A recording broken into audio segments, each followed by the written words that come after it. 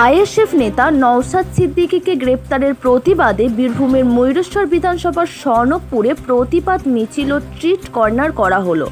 উল্লেখ্য, ওয়াকফ সংশোধনী আইন বাতিলের দাবি সহ সেই সঙ্গে দেশব্যাপী বাঙালি পরিযায়ী শ্রমিকদের উপর নির্যাতন ও এসআইআর নিয়ে নাগরিকদের হয়রানির প্রতিবাদে গতকাল কলকাতায় ধর্ণা মঞ্চ করা হয়। আর সেখান থেকেই আন্দোলনরত অবস্থায় নওশাদ সিদ্দিকীকে পুলিশ গ্রেপ্তার করে বলে এমনটাই দাবি করছেন আইএসএফ নেতৃত্ব। সেই প্রতিবাদে আজ দুপুরে বীরভূমের মল্লারপুর থানার অন্তর্গত বড়তরি গ্রাম পঞ্চায়েতের সনকপুরে আইএসএফ নেতা জসিমের নেতৃত্বে নওশাদ সিদ্দিকীকে নিঃশর্ত মুক্তির দাবিতে প্রতিবাদ মিছিল ও স্ট্রিট কর্নার করা হলো। আর আজকের এই কর্মসূচিতে উপস্থিত ছিলেন ওই এলাকার একাধিক আইএসএফ নেতৃত্বরা। আবার বলবো, নওশাদ সিদ্দিকীর অবিলম্বে মুক্তি চাই।